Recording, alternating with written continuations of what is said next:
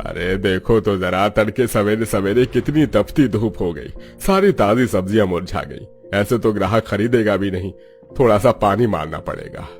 तभी ठेले पर सब्जी लगाते हुए रामप्रसाद बाल्टी के अंदर 2-4 मग्गा पानी रखा देखकर सब्जी पर मार देता है। तभी कच्चे मकान में से राकेश आता है।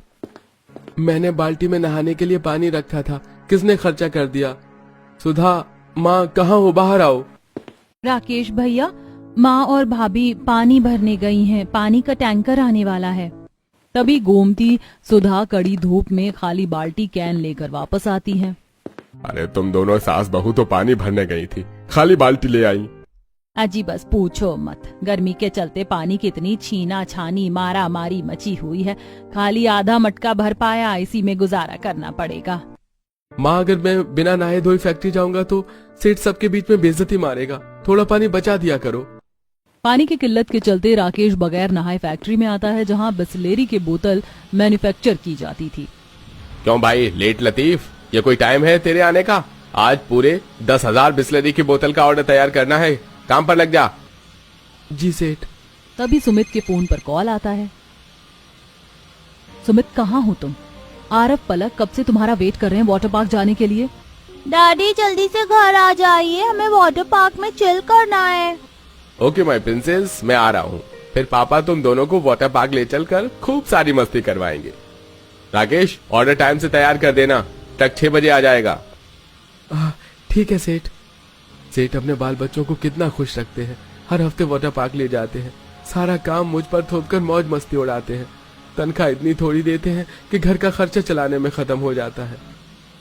गरीब की जिंदगी दलदल के जैसे होती है, जो गरीबी में धंसती जाती है।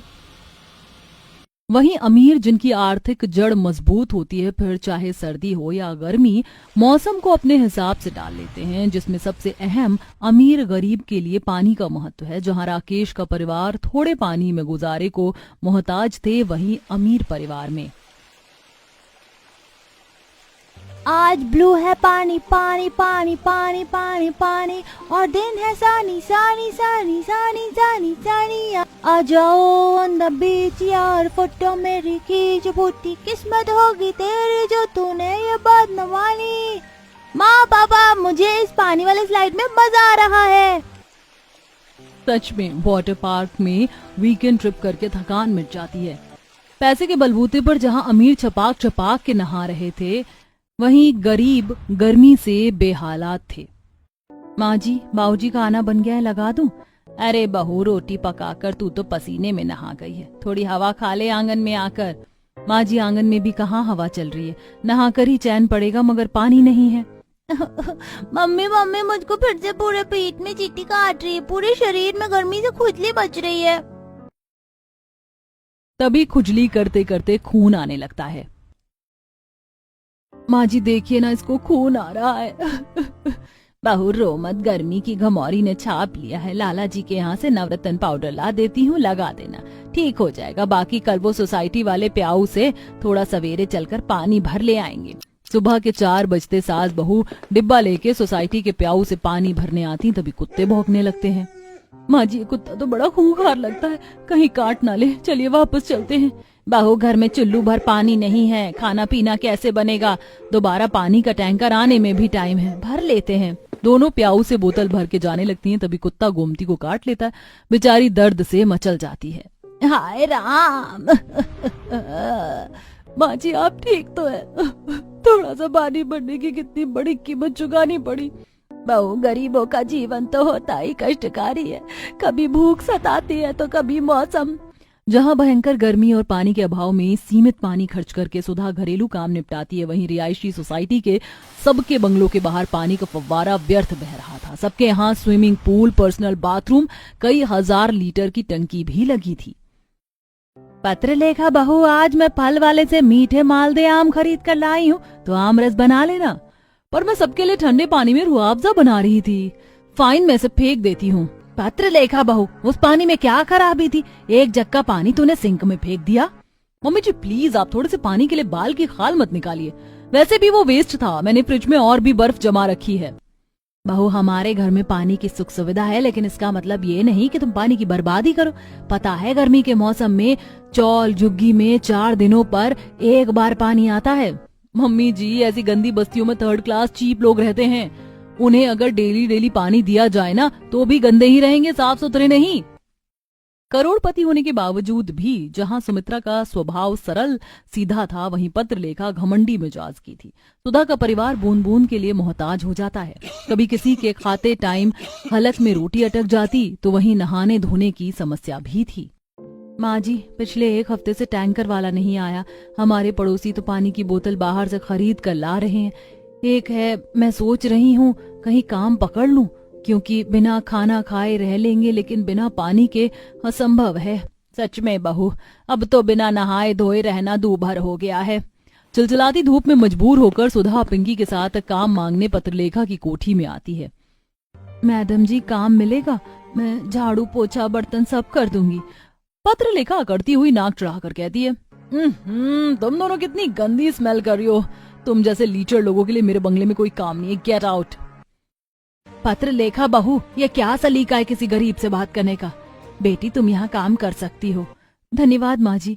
पत्रलेखा चिढ़कर पैर पटकते हुए चली जाती है। वहीं पिंकी अंदर स्विमिंग पूल फव्वारा देखकर खुश होती है। माँ देखो कितना ठंडा पानी आ रहा है, प्यास लगी है, पी लूं? अच्छा ठीक है, पी ले, मगर कोई देखे ना। पिंकी गट गट पानी पीने लगती है। फिर दोनों काम खत्म करती हैं। माँ जी, मैंने काम खत्म कर दिया है, जाऊं?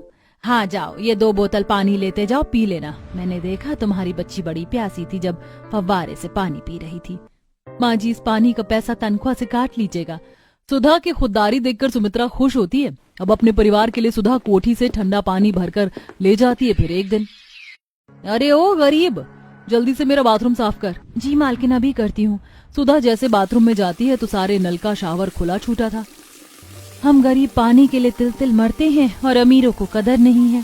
थोड़ी देर में बाथरूम साफ करके सुधा टूटी बंद कर देती है। फिर एक दिन, मम्मी जी, कल आरव का बर्थडे है, इसलिए मैंने हलवाई से लेकर कैट्स सबको बुक कर दिया है। खाना बनाने के लिए बड़ी दावत होगी। सुधा, तू भी अपने परिवार को कल लेके आना, खाना यहीं खा लेना। ये मम्मी जी भी मुझे जानबूझकर मिर्ची लगाने वाली चीज करती हैं। मम्मी जी, इस नौकरानी का हमारी फैमिली पार्टी में क्या काम है? मैंने इसको कल की छुट्टी दे रखी है, ठीक है? मगर पानी की बोतल लेकर आना। हमारे घर का मिनरल वाटर पीने की तुम्हारी कोई औकात नहीं है। पत्रलेखा का ऐसा कहना था कि सुधा के दिल पर तीर की तरह लगता है, लेकिन वह चुपचाप सी चली जाती है। अगले दिन वह अपने गरीब परिवार को पार्टी में लेकर आती है, जहां पानी के चलते हलवाई कैटर्स वाले सब रुके पड़े थे। अरे मैडम जी, पानी मंगवाइए, वरना काम ऐसे ही रुका पड़ा रहेगा। मम्मी जी, मैंने घर के सारे नल चेक कर लिए, पानी नहीं आ रहा है। बहू, पानी वालों ने एकदम से हमारे घर से पानी का कनेक्शन काट दिया और फोन नहीं लग रहा है। तभी आरव जोर से खांसने लगता है। मम्मा मम्मा, मुझको पानी तो प्यास लगी है। हे भगवान, मेरे बच्चे की हालत कितनी ज्यादा बिगड़ रही है। किसी के पास पानी है, मदद करो। बेटा, ये पानी तुम पी लो। पानी पीकर आरव को सांस आती है। तभी सास ताना कसते हुए, देख ले पत्रलेखा बहू, आज एक गरीब के घर के पानी ने तेरे बच्चे की जान बचा ली। तू हमेशा गरीब अमीर के पानी में भेदभाव करती है। माँ जी, मुझे अपनी गलती का पछतावा है। सुधा, मुझे माफ कर दो।